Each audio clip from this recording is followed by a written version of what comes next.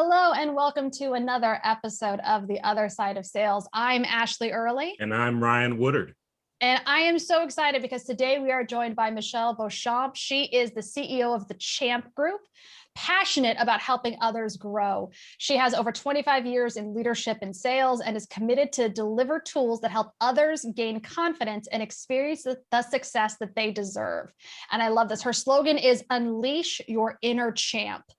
So this is going to be so much fun. Michelle, thank you so much for joining us. Thank you, Ashleigh, for having me. And thank you, Ryan, too. I'm excited about this. I've been listening to you, Ashleigh, and I'm excited to be here and join you in our conversation today. Thank you for having me. Awesome. All right. Well, let's just start. For those who aren't familiar with you, why don't you tell our audience a little bit about your sales journey? Okay. Well, you did such a great job introducing me too. So thank you, Ashleigh. My sales journey, it's funny. I have almost never met anyone who actually said, when I grow up, I want to be a salesperson. We all seem to fall into it. And that's the same with me too. I fell into it. I actually started in marketing. And, it was really one of my more fun jobs. It was marketing, and I don't want to date myself, but it was college marketing with Coors. So my job was to promote Coors on campus. Super fun job. What happened, though, was we weren't able to prove our productivity. So they moved us from marketing to sales. And that's kind of the start of my sales career. Then I ended up leaving Coors and went to go work in the telecommunications field. And that was kind of in a sales support role, but it was advertising sales. So again, it was sales support, not really sales. Then from there, I got a promotion, went and had the responsibility to help other local offices develop their sales team. So we would go and call on clients, and then I would go back to the corporate role, and then I would put together programs that we could better help the sales team better help their clients. So then, I've done so many different things, but it always ended up being in sales and sales leadership.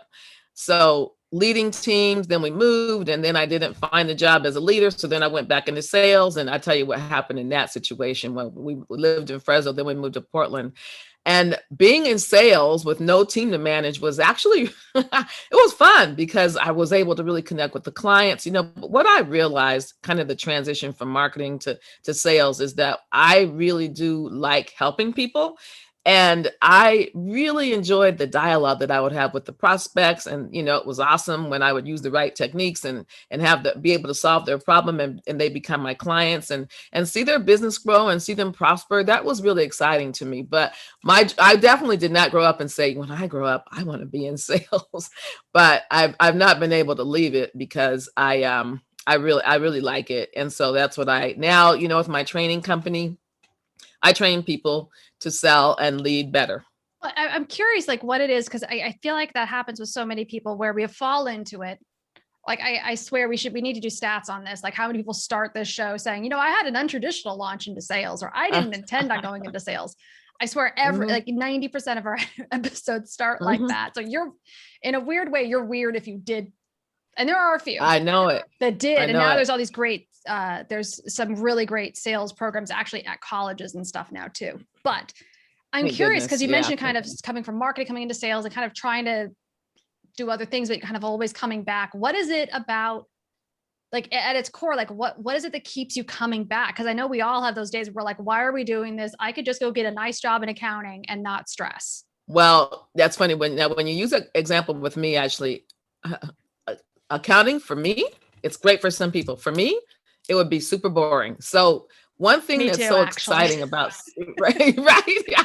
So for me, sales is interesting because, you're learning, depending on what you're selling, but you're learning about different industries. You're meeting different people. You're able to solve different problems. And I just think it gives you energy. I think that sales, it gives you energy. It gives me energy. And I think that's what people find is that they get so much energy that if they were to just sit at a desk, which by the way, during COVID was hard because you couldn't go see your clients, right? So but there is this thing called Zoom. But being able to go and see the client, that's what's really exciting. A lot of times you're moving around, you're shaking and moving and making things happen. So I think that's what makes it people stay. Not to mention the fact you do have control over your income. I mean, you do. Other positions you have to count on an annual raise, and hopefully you're going to get a few promotions along the way. But when you're in sales, you do have the ability to control the amount of income that you make. So if you are willing to do the work, you can definitely earn a good income. And I think that really keeps people involved and keeps them staying in sales. To that point, what are some kind of freedoms you've been able to afford since going into sales and achieving so much? I like to be able to meet different people. So again, COVID was challenging for me because I am very social. But one of the things that I really like is meeting different people. So when I switched from marketing to sales, and now, I have a training company and I'm still out and about a lot. And obviously it's my job to sell my services. And I've had, I've been an entrepreneur and I've worked in corporate. So I understand both perspectives. Being in sales gives you the ability, for me, again, remember what I love to do is help people grow. So that can mean help a business grow. I used to sell advertising, so I wanted to be able to put together a campaign that would help them get results. So for me, it's always about results. I'm a person who really likes to measure things. So I'm very goal oriented. And, that I know if I met my goal, because I write them down monthly, quarterly, weekly, daily. So I'm very clear about what I want to achieve. And if I don't, then I got to take a look and see, well, what did I not do that I should have done so that I could get to where I want to go? But I really like the ability to be able to control as much as I can my destiny. And I like to help other people realize that they have that ability as well. Interesting, Michelle. I think you hit the nail on the head. And there's a real misconception, especially when it comes to getting people into sales, that sales is all about manipulation and self-service, when reality, it's about true service. It's how can I help you? If my product can't help you, great, I'll leave you alone. I'm not going to try and get you to buy something that you don't need. I don't know any company that's trying to do that. No. Yeah, you're right. Because, people think of salespeople as being pushy, and, whenever you ask them, they think, not to say anything negative about any profession, but people do tend to think about used car salesmen, and that's what they think salespeople are. And so one of the things that I do when I'm training people is I like to help them understand that they are helping others buy. That's all they're doing, is helping others buy. And when they realize they're not trying to sell something, because nobody, including myself, wants to be sold. But if I do have a problem, then I do want you to help me solve it. And so our role is to help others buy. And if people pursue it with that perspective, then they won't feel like they're in the wrong profession. But we do have an image. We have an image, as you guys know, that we tend to talk too much. Yeah, we're trying to be pushy. We only care about our commission. But a professional salesperson, those are myths. Those aren't realities for professional salespeople. How do you go about, kind of instilling that mindset in people? It's one thing, to kind of say it, but it's another to instill those behaviors and really help people kind of develop that professional consultative type sales approach. Yeah. And you said it too, Ryan. It starts with the mindset. It really starts with the mindset. And I work a lot with business owners, and sometimes smaller business owners, small to mid-size. And selling is not their main thing. Their main thing is their business. And their responsibility is to bring in business. So they never want to be in sales. They don't even like to say sales. They like to say business development. They don't even want to call themselves a salesperson. But at the end of the day, everybody is. So I start with understanding your why. And when you understand your why and your purpose, and you commit to understanding the purpose of others, then you are starting to connect. And so people have to understand, my mindset is that I've got this product, I've got this service, and I know that I have helped others. So my mission, my goal is to help other people understand it. How will I do that? So first get the right mindset, and then be willing to have a mindset of curiosity, be curious, honestly. And I've laughed because I think of Curious George, long ago, the little monkey Curious George, the little guy, he was so curious. And what happened there is that information came to them. So if we're curious, we'll ask questions. And what I find too, Ryan, kind of to that point, is when people have the right mindset, they ask questions, but they don't want to ask too many questions because they don't want to get that whole stigma and feel too pushy. So be willing to be curious, because what I also try and convey to people is that when you're asking people questions, and this is so true, when you're asking people questions, you're showing you're interested and you're showing that you care. And they're not going to feel like you're being a pushy person, because you're not talking about yourself or your products or services. You're asking about theirs. So I try and help them with that mindset, help people help others buy, be curious, ask questions, keep asking questions, acknowledge, have a conversation. People think they have to have memorized scripts, and sometimes some do. Some SDRs might have scripts, but you know what? You don't need to have a script, because what you're going to say to this person is going to be different than what you say to that person. What you're going to ask is going to be different based on what they tell you. So listen. We all know that's important. So listen, so that you can ask the right questions. It's huge. I love the what's your why too. Have you watched Simon Sinek's? Oh yeah, the the circle. Yeah, that's good. Yeah, it's really good stuff. We'll put a link to that in the show notes. If you do not know what we're talking about, stop this, go watch that. It's like a 7-minute video. It will change how you approach your job. No joke. And it's like was that even a TED Talk? If it was one of the first. Like that is an old video. That was a TED Talk. Yeah, that was. Yeah, it was really good too. Oh, so good. It's so good. No, it's interesting because it starts with why, not just from a client perspective, but from your own perspective. Right. Like my why is to help people do X. My why is to, and it can't just be to sell product. I think that's one of the most common things I see from a coaching and training standpoint too, Michelle, is people who are like, they're writing email content. It's like, I'd like this. You should want this. It's like, they don't know who you are. They don't care what you think. What is it about them that matters? And once you just that subtle mindset shift to, I'm here to help people save money. I'm here to help people save time. I'm here to help people do this better. Absolutely. Whatever it is your product does, you make that your mission. Exactly. Yeah, exactly. The whole with them. What's in it for me? That's what they want to know. What's in it for me? It's not and most people, we have to realize it's not about us, and it is not about us. It's really about them. And people can tell that they're right. And that's when you begin to connect, right? So you start to have a connecting, you start building a relationship, then it's because you took those steps, you took the time, and you got to be patient, right? I mean, you're not going to have a 5-minute conversation with somebody and say, so are you ready to buy? That'll get you kicked out quickly, right? So it takes some patience. Sales leaders who want it to be like that. It's like, yeah, I know you. I know you do. Yeah. Would you like $5 now or $50 next month?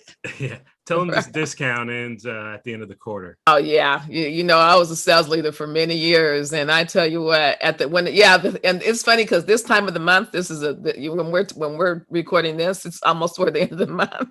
Yeah.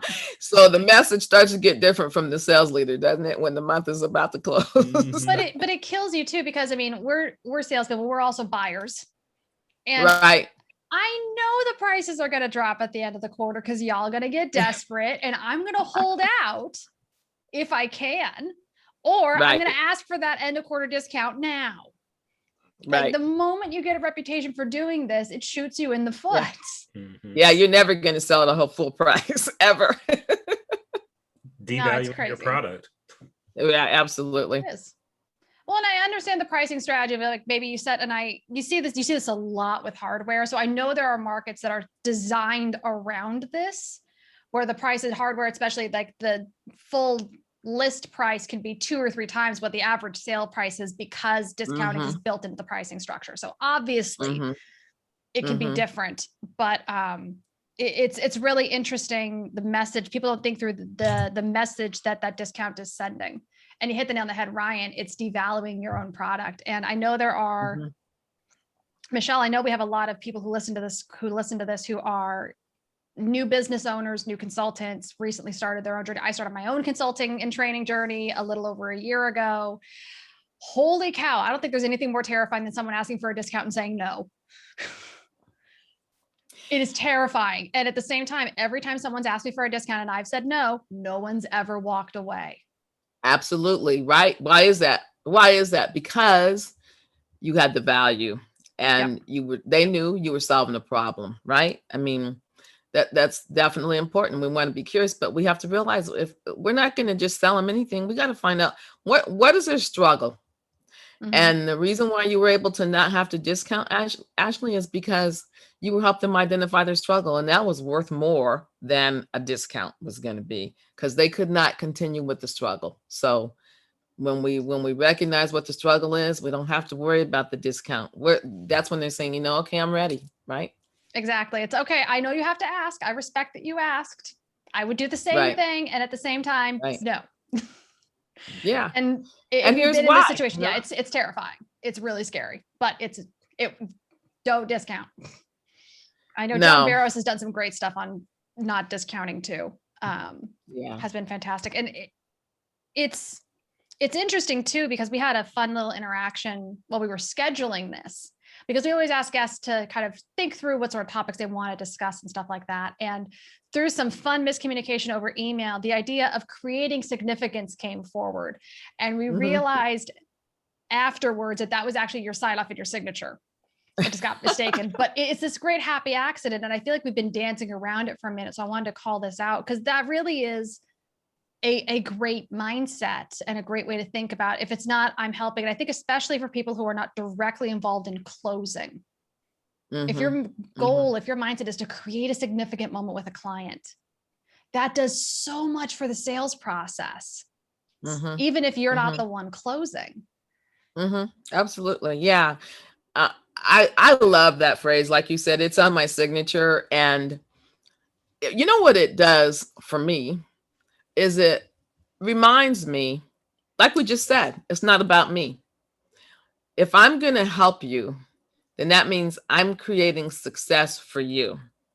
And creating success for you is creating significance. So that's what that means. It's not about my sale, which is, short term, right? It's about the long-term effects and the relationship that we're going to have. And if I can help you get what you want, and I'm going to date myself, but Zig Ziglar, who was a person who I actually got to see him in person we are talking a long time ago, but I remember getting to see him, and I actually love him with his Southern accent. But if you can help enough people get what they want, then you'll get what you want. And that is what creating significance means.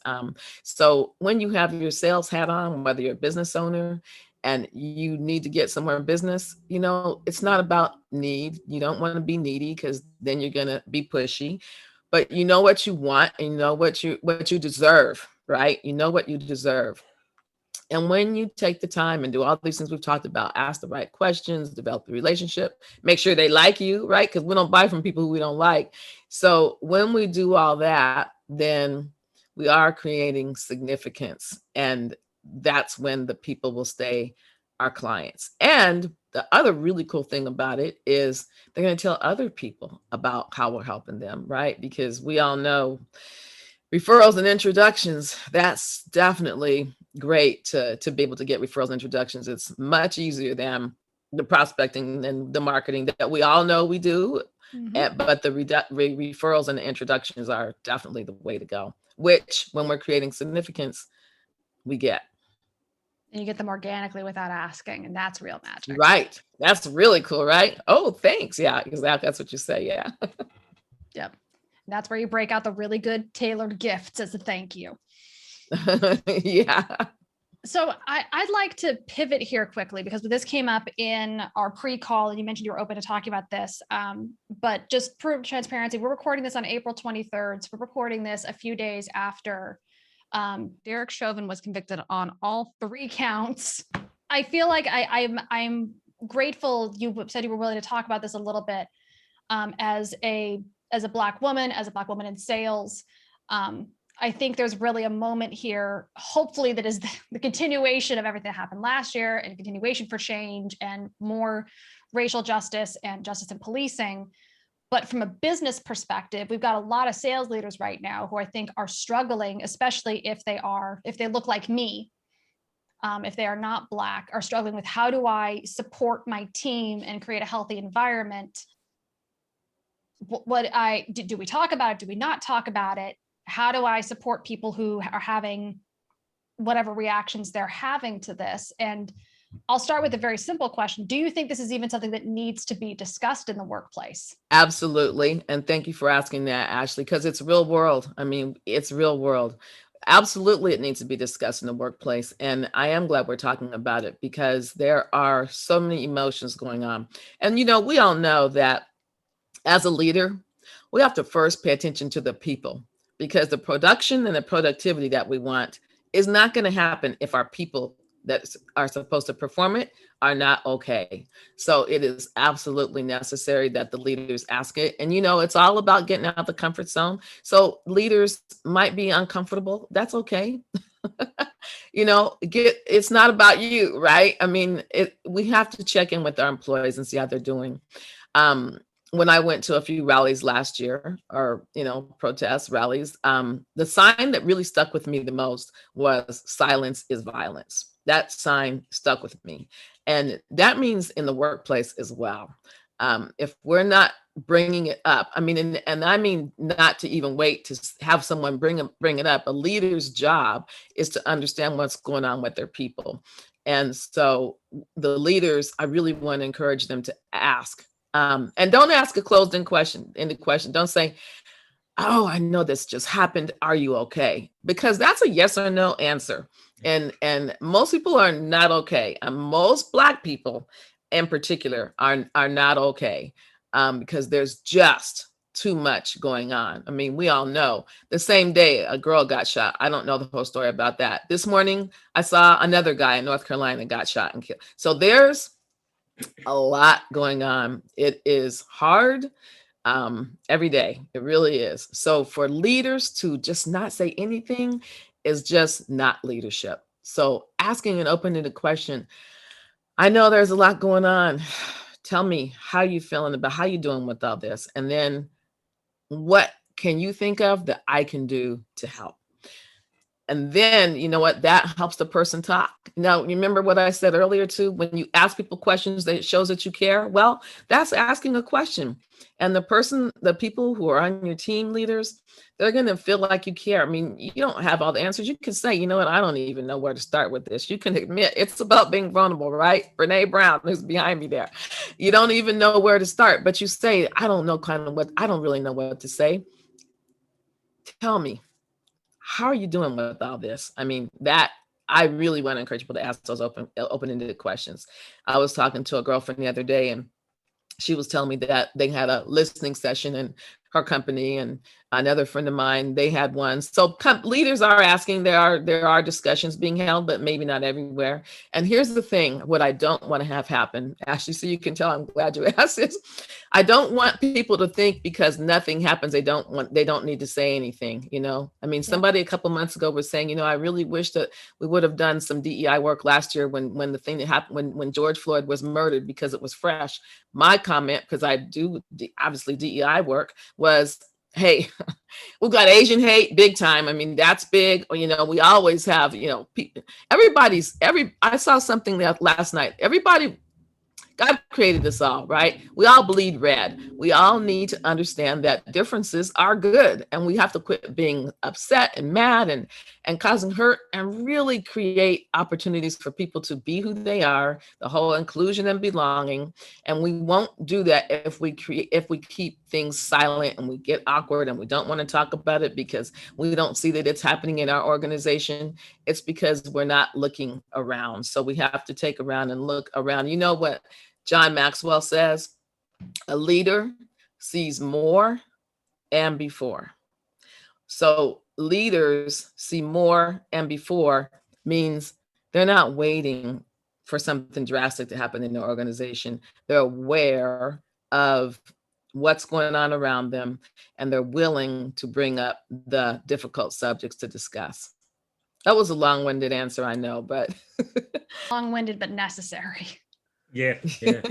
I was just sitting here in awe, just listening. I love hearing it. But to kind of expand on that, to people that maybe aren't in a leadership position where they have kind of that confidence to take on some of these conversations in an organization, what kind of tips or advice would you give somebody that might be struggling with that? that's a good question too, Ryan. So some companies I know some of my clients, they have suggestion boxes in different places. And if they're in a virtual workspace now, I'm not sure if they have that suggestion box anymore. You know what I mean? So, but typically if you're in the same space, a suggestion box is a place to put that kind of thing. But I want to encourage people to have the confidence to speak up. Now, it is about trust.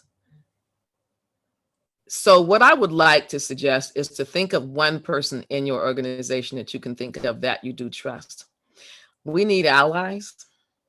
So if you think about who's been an ally to you, or who have you been an ally to for whatever, right? Whatever's gone on. Who have you been an ally to, and who's been an ally to you? And I want to suggest that you go to that person and say, hey, you know what?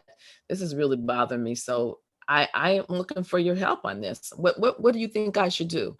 I can think of when I was working in corporate, there was a couple of guys that we really supported each other, and we would go to lunch once a month, and we would either celebrate victories or, help each other try and stay motivated and encouraged, but we were allies. We were allies to each other.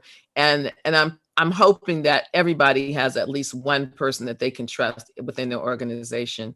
And I really want to encourage people to reach out, because we don't want to suffer in silence, and we don't have to. And so please feel encouraged and be confident to reach out to others. I'm glad you asked that. That's a good question. And I hope that people will do that. I hope that at least will help, because we've got to talk about it. There's a lot going on, and we need to be able to talk about it and do it together, unified. No doubt. Silence is violence. It is. It really is. It's violence against yourself. Absolutely. Mm-hmm. And I take it a step further, even saying if you really legitimately can't think of one person at your company that you trust to tell that you're feeling okay, that's a good indicator that maybe it's time to start looking for a place where you can. Nobody deserves to be in an environment where they don't have someone they can turn to. Not at all. Yeah, not at all. Yeah, especially today. Exactly. Especially today. There's too much going on. So we have to be in an environment, and even more important, because, we used to meet each other at the coffee station or at the water fountain or, water cooler. And now you're on Zoom, unless you're in a hybrid situation, maybe. So it's definitely important to have people to reach out to, because, connection has a different meaning now than it did a year ago. I think to that end too, I'm curious, Michelle, are you involved in any online groups? Into networking groups, you mean? Yeah. Actually, I am. And now, see, I told you, I'm a person who I really like being in person and all that. But what's been convenient about it is I can leave one room and then go to the other and go get on Zoom, and I don't have to get in the car or go anywhere, right? So there are, but I definitely believe in networking and the power of connection. And you know what? And the interesting that you asked me that, but it's for a reason, right? So you're in a group to network, for support, for business, personal growth, development. There's a lot of reasons why you can be in a group, but I'm in a couple of groups. One is called Networking in Action, and then another one's called Connected Women of Influence. And so I'm in a couple of groups that I like, and it gives me energy. It gives me a reason and ability to connect with other people and bounce ideas off of other people too. Yesterday, actually, I was in another group, and we did talk about the conviction of Derek Chauvin, and that it's interesting how that worked. That wasn't going to be the topic for that networking group. It was going to be something else, but the leader of that group pivoted And it was perfect because it was on everybody's mind. And so we all got a chance to discuss it. And the nice thing about it is it's people from different industries, all different nationalities. So, it was good for people to be able to interact and connect on that. So the power of connection for sure. Are you familiar with Sales for the Culture? No, you got to tell me about that, Ryan. Get you involved. So you got to get me involved in that. Yeah. Thankfully, Morgan Ingram brought together some sales leaders, some sales contributors, and really just wanted to create a communal and a safe space for people that look like us to thrive and have camaraderie in sales. So I will definitely get a invite your way because your mind and your experience and just everything about you would be a huge value there. And thank you. You'd get a lot of value out of there too. I was just going to say, I'm sure I would get a lot of it. Okay. So I'm going to be looking for that then, right, Ryan? Oh yeah. I'll get it to you. No problem. All right. Thank you. Sales for the Culture. I got it. Thank you.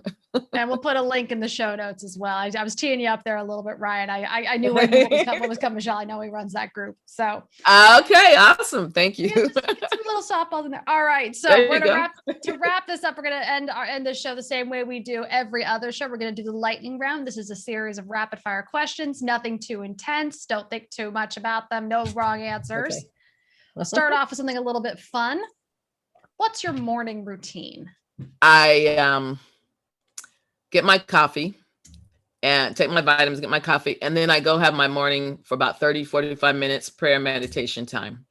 That is so important to me. And you know what? My husband had surgery. Thank God he's okay. But he did have surgery last week. And a couple days ago, I did not take that quiet time and my whole day was thrown off. And I just felt I was thrown off, obviously, because I got a lot of emotions going on with him having surgery and I'm busy doing a lot of different things, but also I didn't take that time. And I realized how important that is. So I get up, get my coffee, get my 30 to 45 minutes of prayer and meditation time.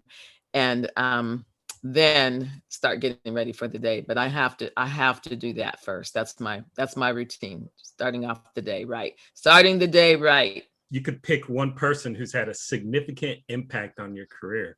Who would that be? Many years ago, when I was young and getting involved in the telecommunications industry, there was a Black woman who was a high-level executive, and her name's Gail. And she really looked out for me. So the importance of mentors. And, there are not a lot of people who look like me, especially way back then. They did not. The Black women who were happening, she was. And she looked out for me. So I would say that she would tell me things like, make sure you get involved in networking groups and make sure you do this. And she just really gave me some good tips. And you know what? We're friends today. And this was a long time ago. So I would say Gail. What's your pump up song? Oh, I have several different pump up songs. I'm all about the music. I tell you what, a Champion by Carrie Underwood. That's funny, but that song champs me up. Yeah, I love that song. And I Am Conqueror by Estelle. That's a good song too. I Am a Conqueror. So those are two. I've got a lot. Yeah, those are two that I can think of right now. Another one's called Do Life Big. I like that one. That's more of a spiritual Christian song. I'm all about the music. I could go on and on. What's one thing you'd wish you'd learned earlier? I wish that I learned that I could really bring my authentic self to work. I wish I'd learned that instead of, and maybe I felt like being a Black woman, I had to kind of when in Rome, be that way versus really be myself. And I think people do accept me for who I am, but I think that back when I was younger, I wasn't willing to express myself. And I think maturity does that. But speaking up and bringing my authentic self, I wish I would have learned that earlier. What's your favorite sales book? And I'm curious if it's on the bookcase behind you, because those of you who aren't watching video, Michelle has the best organized and presented bookshelf right behind her. It's gorgeous. Oh, thanks. Thank you. Put me to shame. Mine are just like spread out. I know. I've got like a little bit right there. Yeah. We got this works out great. This does work out great. That's funny. You know what? I'm going to admit this. I don't really have a favorite sales book, Ashley. Because, I'm so much about the mindset and the ability and the personal growth and development. So I would say that one of those books is here, Leadership by John Maxwell. I mean, I'm on the John Maxwell team, certified coach, speaker, and trainer with John Maxwell. So clearly I have a lot of John Maxwell books, but I was following him long before I got certified in his program. But that leadership book is a really good book. And I found it to be so appropriate for last year because everybody had to shift. So I love that book. I'm actually reading a book now, which is called Win the Day. And that's a great book. He's got all these different tips about how to win the day. And when you're in sales, you better figure out what you need to do today to win the day, right? So I really like that book. And again, but that's more of a personal growth, personal development book. So I would say those are a couple of books that I like. And another one, which again, it's a mindset, is if you want to walk on water, you better get out of the boat. And I read that a long time ago, and it is here. It's back over here behind us. But to me, we can do what we set our minds to when we set our mind the right way. So a lot of what I read is about mental strength and courage and skill development. What's one way someone could have been a better ally to you? Well, I think it's when I think back to when I was coming up in corporate America, I think really it's about understanding my strengths, instead of focusing on things that I might not have been as strong in, focusing on my strengths and helping me to build up those strengths and communicating that to others. That's what I think. I think that in corporate America, we get, what's the word I'm looking for? We get stereotyped, but this is what she can do. And that's it. But people think that's all she can do. That's it. Thank you. And we don't want to be pigeonholed. So, and as an ally, recognize my strength and tell other people about my strengths. What's one way you're working to be a better ally for others? I hope that it's by doing the work that I'm doing. And, really, I really thrive on helping people become more confident. And so I've got a group of people that I work with on a project. And actually, one of them sent me a sad email yesterday that she didn't know she was going to continue this program. And I sent her this email, which tried to be so encouraging. And sure enough, this morning when I came to look at my computer, she had submitted her assignment. And so that made me so happy. So the way that I can be, I want to understand where people are and meet them where they are and tell other people about it so that they can get what they want. What's your guilty pleasure after a bad day? So my dog's name is Pino. So what does that tell you? I was kind of guessing that. I was going to say I should have named my dog Anejo, but I did not. So yeah, there you go. Well, you guys might have just named the third dog. My husband keeps threatening to get Matt to name. Instead of Gin, we'll do Genevieve, which is the predecessor to Gin, which is native to the Netherlands. There you go. See, so you get it. So it's a glass of wine. It can be Pinot Grigio and it can be Pinot Noir. So that's a lot. And that's if I can have a little piece of dark chocolate, that's really good too. Yeah, that fancy stuff like single origin from Trader Joe's or Whole Foods or something. Exactly. Yeah. Just a small little bit. Yeah. Yeah, just a little bit. Just one square. Exactly. Michelle, this has been so lovely. Thank you so much for doing this. Where can people find you? I would love for people to find me. My email is Michelle, 2 L's, MICHELLE @thechampgroup.com. My website is www.beasalschamp.net. So beasalschamp.net. Those would be the best places to find me. I hope people send me an email, go to my website, connect. I've got a form on there for you to fill out. So send me a form. Let's connect. Let's talk. Let's start a conversation. That's where everything begins. I love it. We'll put all that in the show notes as well. So don't worry about it. If you're listening to this on the go, it'll all be there for you. Michelle, thank you so much. If you enjoyed this, please like it, share it with your friends, subscribe to the show. Please make sure to check out our newly refurbished, re-excited, and new active social media accounts. That was a really well-structured sentence right there. On LinkedIn, Instagram, and Twitter. LinkedIn, Other Side of Sales. on Twitter, OSOS_pod, and on Instagram at Other Side Sales. We'll put all other details and highlights in the show there so you can share all of Michelle's gems of wisdom. I have a feeling there's going to be a few more clips than normal because of all the knowledge bombs that were dropped today. Michelle, thank you so much for joining us. Thank you. Thank you so much. This was really fun. Thank you, Ryan. Congratulations. Good job. Thank you all so much. Right. This was And fun. thank you, so listeners, much. for listening to another episode. We will talk to you next time.